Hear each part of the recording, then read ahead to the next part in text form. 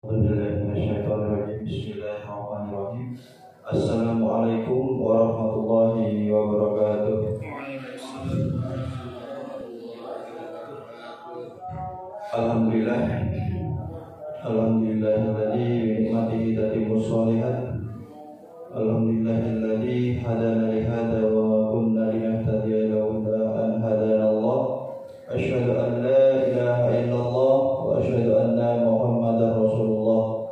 Allahumma sholli ala sayyidina Muhammad wa ala alihi sayyidina Muhammad.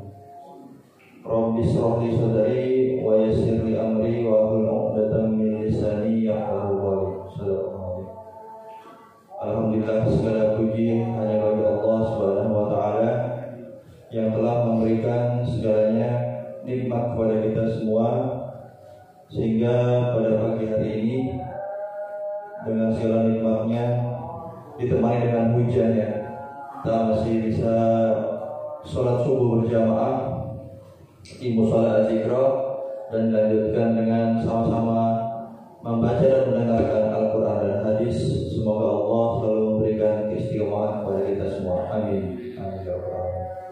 Baik, izinkan saya melanjutkan pembacaan surat Al-Baqarah ayat 260.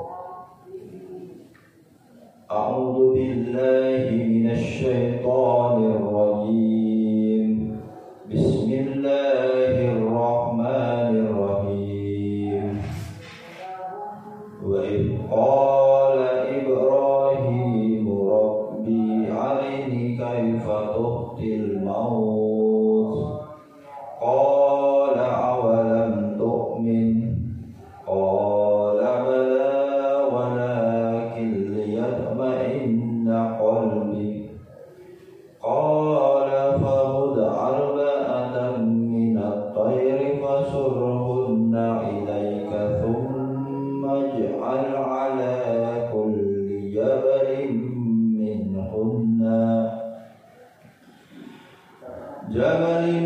minhunna juz'an thumma ad'uhunna ya'tinaka sa'ya wa'lam anna Allaha 'azizun hakim. Shadaqallahul adzim.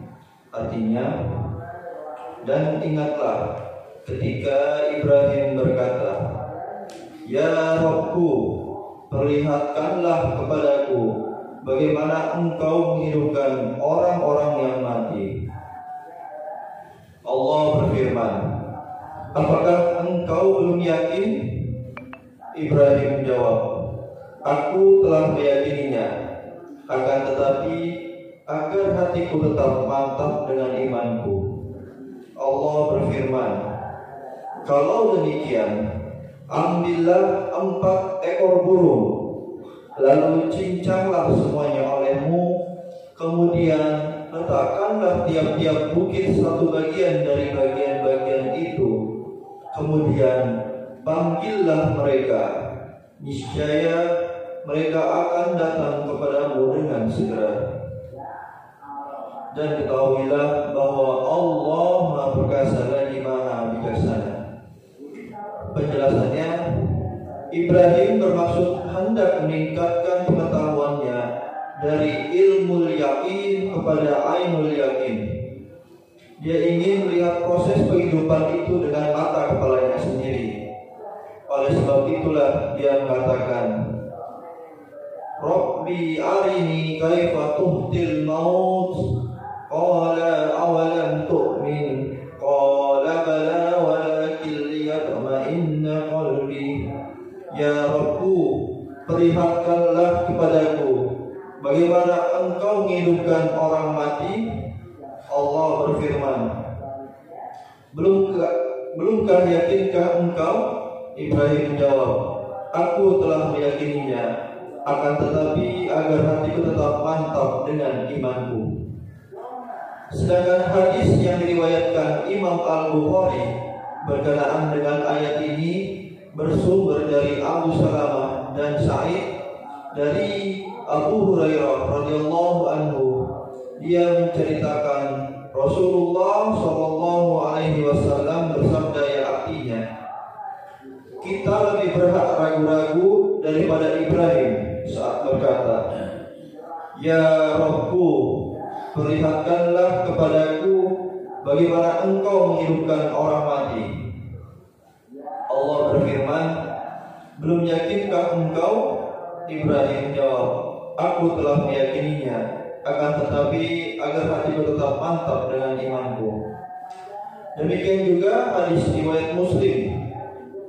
Yang dimaksud dengan kata ragu dalam hadis tersebut tentunya bukan keraguan sebagaimana yang dipahami orang yang tidak berilmu.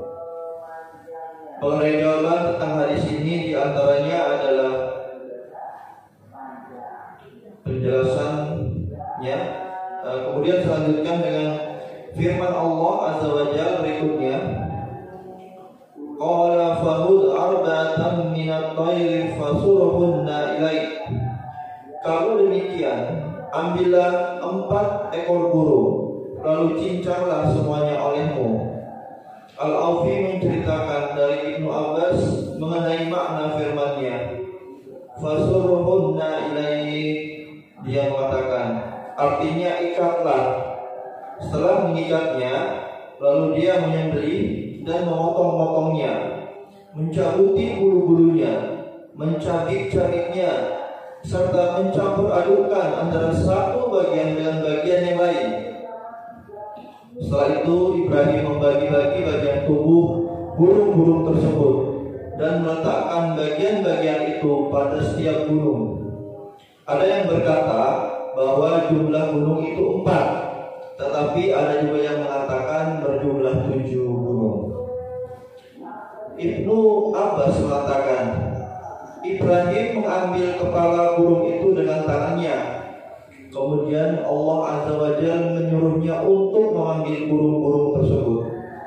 Maka Ibrahim pun segera memanggilnya, seperti yang telah diperintahkan oleh Allah. Selanjutnya dia melihat bulu-bulu berterbangan menuju bulu-bulu yang lainnya, darah menuju darah yang lain, daging ke daging yang lainnya, serta bagian tubuh tiap burung itu berhubungan satu dengan yang lainnya, hingga tiap burung menjadi satu kesatuan yang utuh. Lalu burung-burung itu mendatangi Ibrahim dengan segera. Hal itu agar penglihatan Ibrahim benar-benar jelas ihwal apa yang dia telah tanyakan. Dan masing-masing burung datang dan bersatu dengan kepalanya yang berada di tangan Ibrahim alaihissalam. Jika yang diberikan kepada burung itu bukan kepalanya sendiri, maka dia menolaknya. Tetapi jika yang diberikan kepadanya kepalanya sendiri, maka dia langsung tersusun dengan tubuhnya dengan daya dan kekuatan Allah. Oleh karena itu, Dia Subhanahu wa ta'ala berfirman, wa'lam annallaha azizun hakim, dan ketahuilah bahwa Allah Maha Perkasa lagi Maha Bijaksana. Maksudnya Dia Maha Perkasa, tidak ada sesuatu pun yang dapat mengalahkannya, dan tidak ada pula yang dapat menghalanginya dari sesuatu. Apa yang Dia kehendaki pasti terjadi, tanpa ada sesuatu yang menghalanginya. Karena Dia Maha Perkasa atas segala sesuatu, Maha Bijaksana dalam ucapan, perbuatan, syariat, dan ketetapannya. Subhanallahul adzim. Akan saya lanjutkan pembacaan hadis.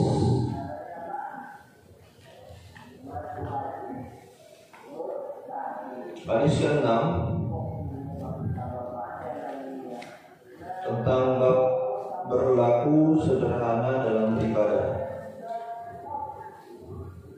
Dari Aisyah radhiyallahu anha meriwayatkan bahwa Rasulullah sallallahu alaihi wasallam bersabda, apabila salah seorang di antara kalian telah mengantuk padahal ia sedang melaksanakan sholat, maka hendaklah ia tidur dulu sehingga rasa kantuknya hilang.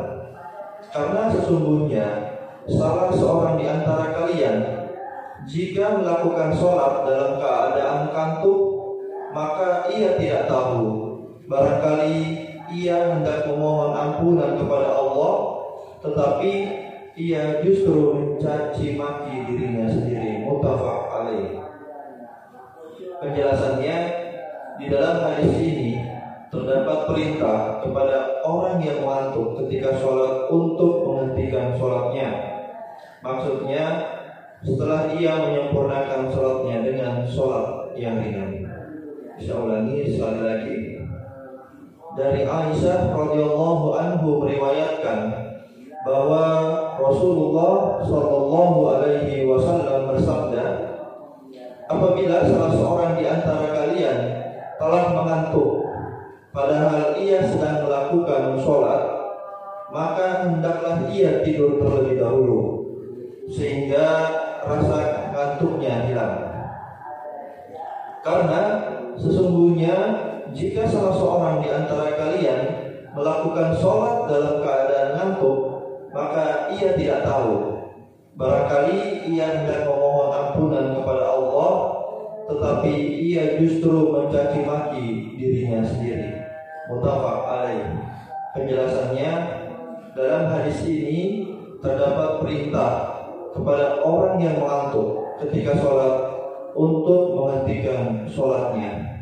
Maksudnya, setelah ia menyempurnakan sholatnya dengan sholat yang ringan. Alhamdulillah, demikian pembacaan Al-Quran dan hadis pada pagi hari ini.